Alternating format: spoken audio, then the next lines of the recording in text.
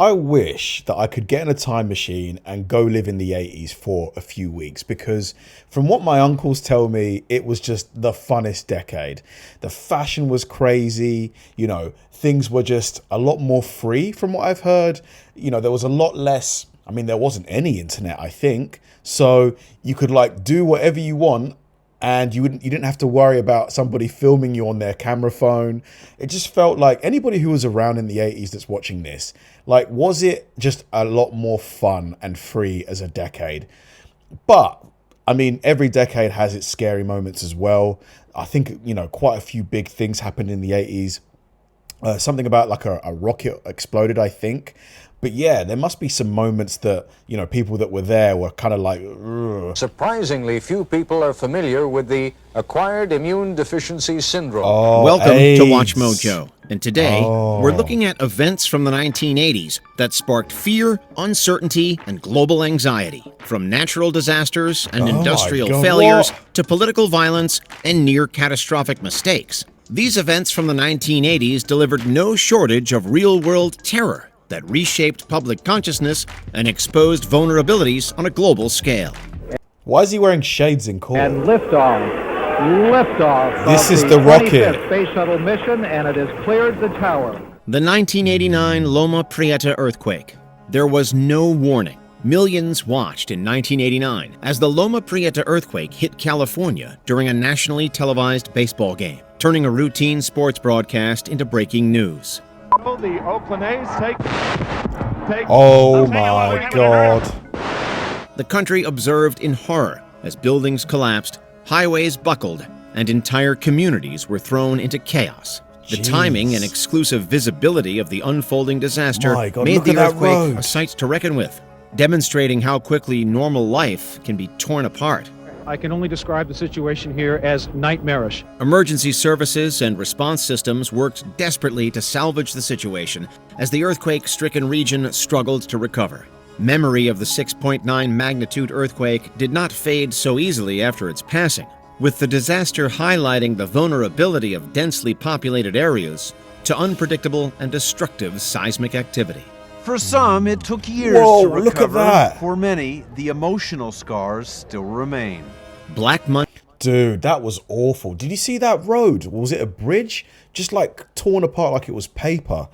Could you imagine driving along and the road just does that? Oh my God. Monday stock market crash. As the numbers fell, so did the confidence of onlookers. On October 19, 1987, global stock markets experienced a dramatic collapse. The stock market today crashed. The Dow Jones dropped sharply, plummeting 22.6% in a single day. 22%. Oh my God. People's pensions must have got wrecked. With investors watching in real time as billions in value disappeared within hours. The fall triggered widespread panic, with many unsettled by how quickly it unfolded. What happened? How did it happen? With very little warning of the impending collapse, the crash stoked fears of a much larger economic crisis. Thankfully, markets eventually stabilized, but the psychological impact of the crash lingered, exposing critical vulnerabilities in modern trading technology. The crash demonstrated how interconnected markets can amplify risk, making it far easier for ripple effects to extend beyond the trading circle and into everyday life. The way you survive over 50 years in this business is the first thing I look for when I enter a room is the exit sign. I want to know how to get out if I have to get out. The assassination. Dude, people must have thought it was like the Great Depression happening all over again or something. 22% in a day. But then again, the people who then bought at the bottom and then held on, oh my God, they must have made so much money. An attempt on Ronald Reagan. When U.S. President Ronald Reagan was shot outside a Washington hotel in 1981, it felt like history was repeating itself. In a delusional attempt to impress actress Jodie Foster, John Hinckley Jr. shot Reagan, firing 6 shots that wounded the president and 3 others.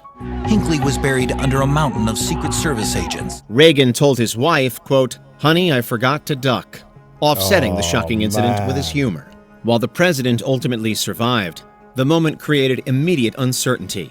We didn't know until later how serious it was. We learned later that he almost lost his life, that he had lost a huge amount of blood, that the bullet had come very close to his heart. Hinckley was found not guilty by reason of insanity, but Not guilty? the attempt threw into sharp relief the vulnerability of U.S. leadership in a very public setting. Reagan's assassination attempt was another reminder of the risks faced by high-profile figures, reinforcing concerns about security and the unpredictability of an era of tension. An awful day to be sure, but one that came to define the legacy of Ronald Reagan. I mean, how delusional. So he thought that would impress Jodie Foster. He thought she would be like, oh my God, that was so, attractive. I mean, to be fair, maybe he was insane. Maybe he was. Yellowstone fires. Forest fires are a fast-moving phenomenon, and they only get worse the longer they last. In 1986, Yellowstone National Park struggled to keep up as nature burned on a scale few had imagined. Oh my God. The 1 millionth acre will burn sometime today. Massive wildfires swept through Yellowstone, consuming vast stretches of land over several months. The fires challenged assumptions about how such environments behaved and raised questions about fire management strategies. Despite extensive efforts, the fires continued to spread, persistently fueled by dry conditions and strong winds. The largest was right here, started by a cigarette. Images of smoke-filled skies and scorched landscapes dominated coverage. Yellowstone in 1988 was a public reminder that natural systems remain vulnerable to large-scale environmental events, with the potential to escalate beyond human control, including protected and monitored areas. Yes, this area will burn again, whether it's in 10 years or 500 years. I am confident that this area where we're standing will burn again. Did that guy at the start of this clip say that the millionth acre would burn today? So Yellowstone National Park has more than 1 million acres. That can't be right, can it? There's no way. Stalker's reign of terror. The worst kind of fear strikes when you assume you are most safe. Richard Ramirez evoked this very emotion through his unpredictable home invasions. In a loud, clear voice, repeat this statement. Shut up. Ramirez left no survivors and didn't discriminate between the elderly and young children in his victims. His rampage created widespread panic within the community, while detectives struggled to track him down. In the beginning, there weren't a lot of people, especially even cops, that were believing that one person was responsible for all the murders, because there were also some child abductions. A lack of forensic technology, combined with Ramirez's methodical efforts and ability to blend in, made him an elusive target. There was no clear target or location, making it difficult for the police to prevent or foresee the crime. Ramirez was eventually captured by residents once his photo was released, but his bloody legacy remains a fearful reminder of the panic that gripped the Los Angeles area in 1985. During sentencing, Ramirez had this to say. I am beyond your experience. I am beyond good and evil, and show no mercy. I will be avenged. John Lennon's murder. Insane. What makes people do that? Like, is it something that happened to him in his life, or was he born that way, do you think? It was a moment of loss that echoed worldwide, stunning the musical universe into silence when John Lennon was assassinated outside his New York residence. When they got out of their limousine, a waiting gunman said, "Mr. Lennon." Lennon was returning home with his partner Yoko Ono when one alleged Beatles fan, Mark David Chapman, shot Lennon 4 times. Lennon died on the spot. Chapman was motivated by his envy and disdain for Lennon's lifestyle. Friends remember his large record collection that included many Beatles records. His actions shocked fans across the globe. The abrupt demise of the former Beatle had a widespread emotional impact. Public gatherings and memorials ensued for the unfortunate passing of one individual whose works made him a figure seemingly larger than life and immune to harm, but brought down in an instant by violence that left a lasting cultural impression. He told people to question what's happening to him and think and do what they feel. The Exxon Valdez oil. What is it with people trying to assassinate other people? What is it with those people? Why do they think they have the right to do that? Spill. When the Exxon Valdez ran aground on Bly Reef, Alaska in 1989, few foresaw the devastating consequences to follow. The oil tanker had punctured 8 of its 11 cargo holds. Millions of gallons of crude oil gradually seeped into the surrounding waters. Wow. Day 10 of the oil spill crisis, and the cleanup effort still just beginning. A few crews are on a few beaches removing a little bit of oil, God. but there are hundreds of miles of affected coastline. How are they going to remove all that oil? Like, the guy was just dabbing it with some tissue, with some napkins. I mean, what's that going to do? The spill caused massive destruction, killing a diverse spectrum of wildlife, including seabirds, sea otters, seals, and billions of salmon and herring. Awful. Truly a horrific scene. Coastlines weren't spared, with local communities feeling the brunt of the disaster. Dude, I hope they got fined, like, heavily. Exxon would face legal consequences, paying over $500 million in fines. Not enough. Unlike sudden disasters, this was a gradual process, making its impact harder to contain in a turn of events that reshaped entire ecosystems, and whose effects continue to loom even today. Where's the hurt? God. Here's the hurt. The hurt is here in this little community that has lost its sense of future. The assassination attempt on Pope John Paul II. In modern times, the Pope stands as a neutral spiritual leader and a symbol of peace. These attributes also set a target on his back, and in 1981, a Turkish hitman and member of the far-right extremist group Grey Wolves, Mehmet Ali Agca, had the Pope in his crosshairs. Why, man? It's the Pope. All he does is preach for peace and stuff. A forged passport found in his hotel room explains how he was able to get into Italy despite previous public threats against the Pope. During a public appearance in St. Peter's Square, Pope John Paul II was gunned down by Agca before a crowd of thousands. The Pope was hit twice in the abdomen and hand, but survived thanks to emergency surgery. In 1982, John Paul II placed a bullet that hit him in the crown of the Virgin of Fatima. He would later forgive Agca in an act that ultimately transformed the unnerving attack into a lasting message of mercy, while reminding the world how... Wow, look, he's even sitting and talking with him. I mean, if someone tried to do that to you or me, I don't know if I could be able to sit down and forgive him. I don't know. But I guess that's why I'm not the Pope. Even the most sacred spaces can fall victim to violence. It's the most important image of mercy I've seen in my life. Tiananmen Square protests. Hope filled the streets, until it didn't. What began as student-led calls for political reform grew into a massive movement. Tension had been building all day Saturday after some early skirmishes between students and soldiers. With the 1989 demonstrations in Tiananmen Square drawing in citizens from all walks of life. For weeks, thousands gathered in the heart of Beijing. The gatherings reflected calls for change and reform. But the situation escalated as authorities responded with force. Military forces moved in, and what followed was a violent crackdown that stunned the global community. One official government report characterized the massacre as a glorious victory over counter-revolutionary turmoil. Glorious victory? How could they call it that? The exact number of casualties remains unclear, with estimates ranging from 700 to 3,000 plus, adding to the event's haunting legacy of how hope for change can collide with overwhelming force, leaving a lasting imprint on history.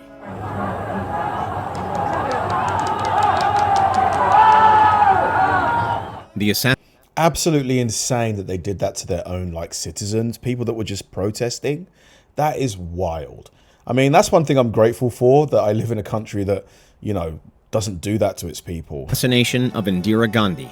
1984 was a turbulent period in Indian history. Hostilities between the Indian government and the Sikh community peaked following Operation Blue Star, ordered by Prime Minister Indira Gandhi and resulting in the loss of many innocent lives. On the actions that I was asked to carry out, I was quite convinced that they were legitimate orders given, and they had to be done. On October 31st, Gandhi took a walk through the garden of her residence ahead of a scheduled interview. Sikh bodyguards Beyant and Santwan Singh were assigned to her security, but instead, the two guards opened fire on Gandhi, killing her. Reports are that she was shot 8 to 10 times with 4 bullets, striking her in the lower abdomen. The attack caused a massive political shockwave. Anti-Sikh riots erupted across India, resulting in the deaths of thousands. Gandhi's assassination demonstrated how a single event can trigger broader reactions, reshaping the social and political landscape of an entire nation instantly. Tonight, as I drove through the streets of Delhi, there was a sense of eerie calm, deserted streets in a normally busy city. The Mount St. Helens eruption. Such as another assassination. I think this is like 3rd on the list, maybe 4th.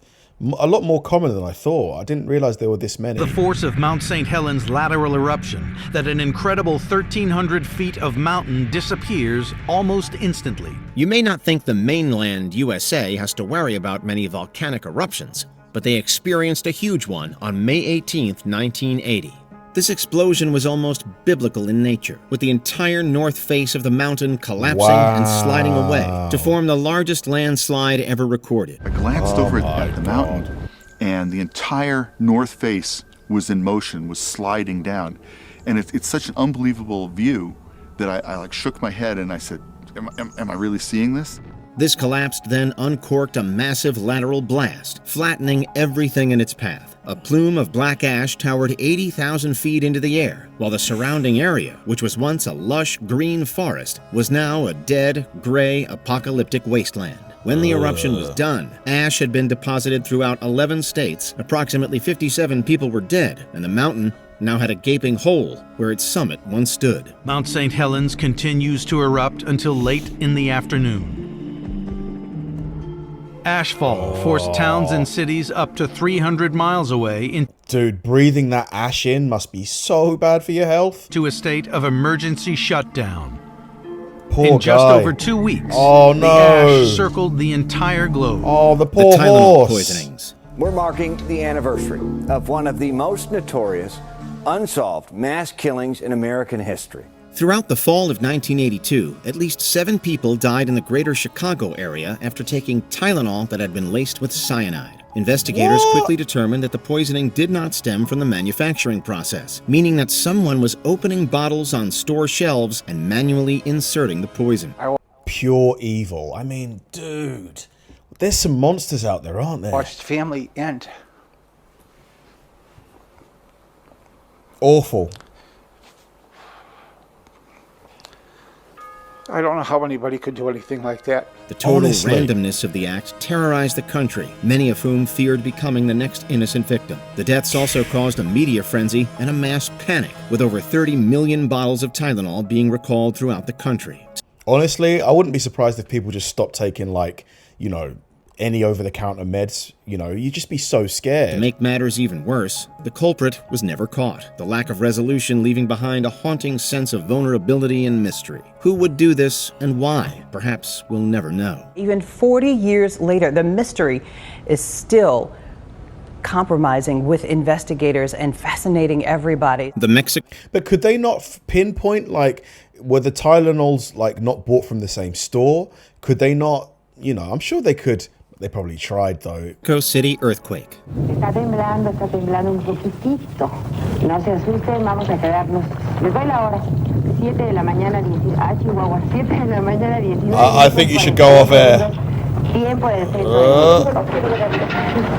Sigue temblando un poquitito, pero pues vamos a tomarlo con una gran tranquilidad. At 7:19 a.m., Mexico City was hit with a monumental earthquake. The epicenter was about 200 miles away off the coast of Michoacan, but the soft clay soil of the ancient lakebed amplified the seismic waves, leading to extreme shaking. Many of the city's buildings were also poorly constructed, resulting in the total collapse of over 400 structures. Oh my The God. earthquake caused losses that will take years of effort and millions of dollars to restore. A further 3,124 suffered extensive damage, and entire city blocks were destroyed, leaving behind an apocalyptic landscape of rubble and dust. Thousands of people were killed, and to make matters worse, the initial response from the Mexican government was slow and disorganized, leading to widespread public anger. The earthquake destroyed much of the city and revealed its vulnerability. The earthquakes of September 1985 in Mexico City attest to the vulnerability of large cities to catastrophic earthquakes and should serve as a reminder to all Latin American countries, the U.S., and some Caribbean nations. The Ethiopia. Have any of you experienced an earthquake? I haven't, and it just seems really to feel like the world tremble underneath your feet must be so surreal. It must feel like you're not actually awake. You're in a dream, maybe. Ethiopian famine. We're reminded of the Ethiopian famine every single year in the form of the charity single, Do They Know It's Christmas? The song was written to raise money and awareness for the Ethiopian famine, which ravaged the country between 1983 and 1985. This was one of the most devastating humanitarian disasters of the 20th century, killing 300,000 to 1 million people and displacing millions more. It's now just after 6 in the morning here at Coram, where thousands have been sleeping overnight in a bare field in the cold. I'm wearing 3 layers of clothing at the moment, and I'm very cold. Children, adults have been trying to get through the night wearing bare, thin rags. The scale of the crisis went largely unnoticed. Wow, look at it. They just live out here like this. This is awful. Until journalists began smuggling out footage. It was a stark reminder of how easily suffering can occur out of sight and in the midst of a seemingly globalized world. Said footage was also haunting, with images of skeletal children and mass graves shocking the world and leading to an outpouring of support. Turned on to the TV, and the first thing was Tigray and Wallo, and so much for the dinner. We forgot completely. My wife was crying, I was crying. Pan Am Flight 103. 5 miles below, the people of Lockerbie prepare for Christmas. Michael Gordon is chatting with a friend when a strange rumbling noise fills his house. The deadliest terror attack in the UK's history occurred on December 21st, 1988. Pan Am Flight 103 exploded over the small town of Lockerbie, Scotland, killing all 259 on board. The aircraft broke apart in midair and rained flaming pieces of debris onto the small Scottish town, causing significant destruction and killing a further 11 people. Oh my God. And then, from my right, quite high on my right, I could see a long, thin, black object which had a fire on the upper surface coming in. And it was making its way towards Lockerbie.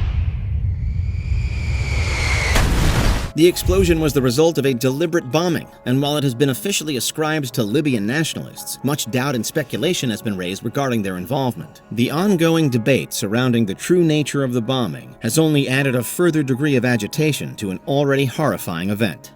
In a small church, near where the dying plane's cockpit landed, is a stark reminder of the toll of terror and the importance of bringing the guilty to justice.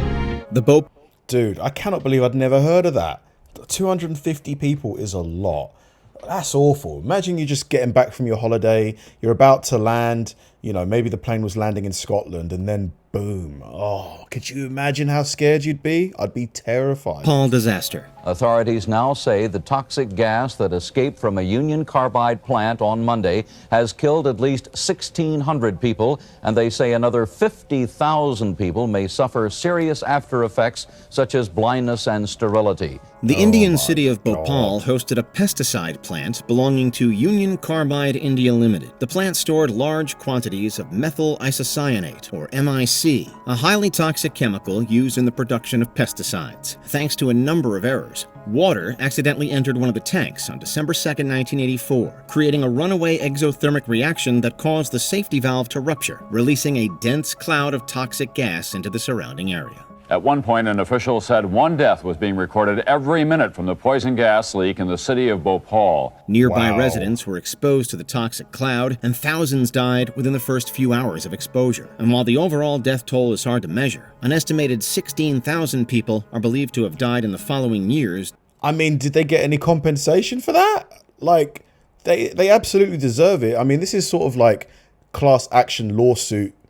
You know, this is the exact sort of scenario you'd do a class action lawsuit. Due to gas-related illnesses. Union Carbide acknowledged today that 2 years ago, the company had major concerns about the safety conditions for methyl isocyanate at its plant in Bhopal, India. The Challenger disaster. So they didn't pay any money? That is a joke. That is actually a joke. Disaster. Oh, like yes. A couple of the solid yes, rocket the Challenger. Yeah. Blew away from the side of the shuttle in an explosion. A space shuttle explosion is always a tragedy, but it was the pomp and circumstance surrounding the Challenger that made it a national disaster. It looks like it's like blown into 2 pieces.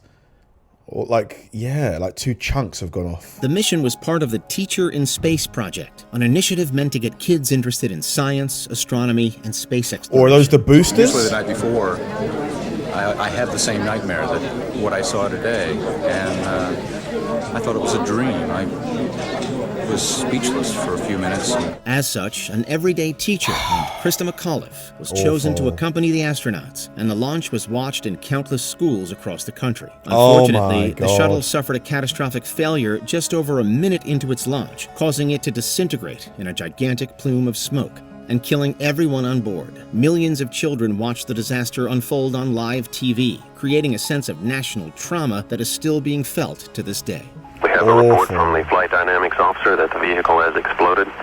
Flight director confirms that. We are looking at checking with the recovery forces to see what can be done at this point.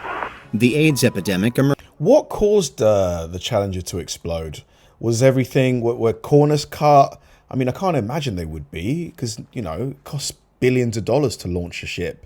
So, what was it, just an accident, like a complete accident? People who, because they had been diagnosed, suddenly disappeared. And we all knew what that silence meant. The 1980s was hit by a new fear of a new disease. Is that Fauci? The CDC. I'm sure that's Fauci, isn't it? CDC published its first report on what would later be known as AIDS in 1981, and HIV was officially identified a few years later. AIDS became public knowledge throughout the decade, with widespread awareness occurring in the latter half of the 80s. AIDS is now spreading in epidemic proportions to other segments of the population. Naturally, an entirely new disease caused enormous panic within the general population, especially because contracting HIV was a certified death sentence at the time. Yeah, there was no cure. Yeah. The panic was... Is there a cure now for AIDS? Further fueled by numerous factors, including HIV's unknown cause and transmission, the lack of government response, the stigma surrounding the disease, and sensationalist media coverage, with some headlines even calling it a plague. You've tested positive for HIV, which is the virus that causes AIDS. Oh, I need to watch this movie, Dallas Buyers Club. I've heard it's really good. Cold War tensions. They're on their way to Russia. They take about 30 minutes to reach their target.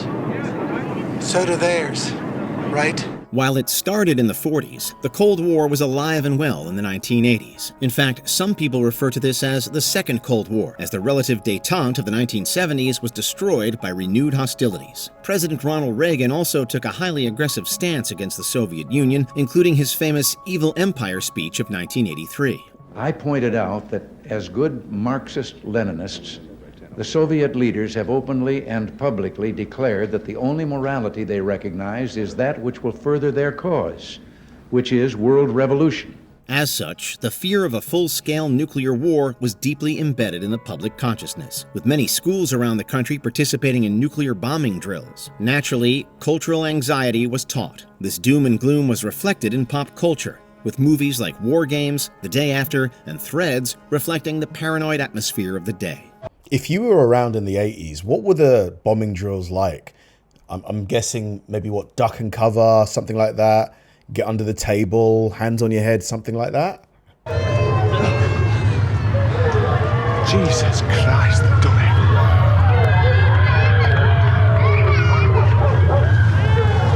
They've done it. It means the core is open. Means the fire we're watching with our own eyes is giving off nearly twice the radiation released by the bomb in Hiroshima. And that's every single hour, hour after hour. 20 hours since the explosion, so 40 bombs worth by now. The reputation of nuclear energy was permanently tarnished on April 26, 1986, when a reactor at the Chernobyl nuclear power plant exploded. A combination of operator error and major design flaws, the explosion sent an enormous radioactive cloud billowing into the atmosphere. The massive release of radiation was unprecedented and caused panic throughout much of Europe, as everyone feared the effects of the fallout. The wind has been blowing toward Germany, not letting children play outside. In Frankfurt. The human cost is also unavoidable. Radiation sickness painfully claimed many lives, and nearby cities oh my god, is that what it does to you?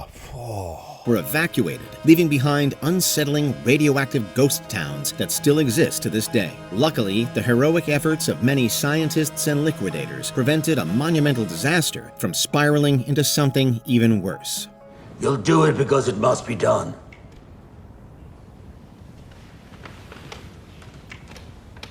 You'll do it because nobody else can. And if you don't, millions will die. If you tell me that's not enough, I won't believe you.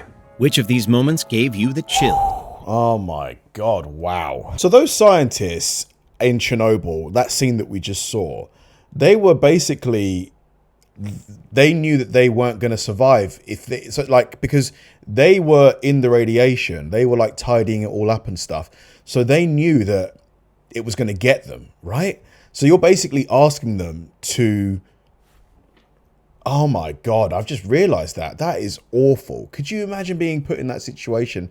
If you don't stay and clear up the, I don't know, nuclear material, millions more will die, but you are definitely gonna. That is just awful. The Challenger disaster as well. Imagine being a kid in school watching that. You know, you're so excited, a teacher's going up. Maybe it's your teacher. Maybe it's a teacher from your school. She's going to outer space. And then you just see it explode. That must have been absolutely awful watching that. Like horrifying. I wouldn't be surprised if people got traumatized from that. Thanks for watching, guys. If you enjoyed the video, please like and subscribe. And if you did, check out this video right here and hit the join button below. See you there.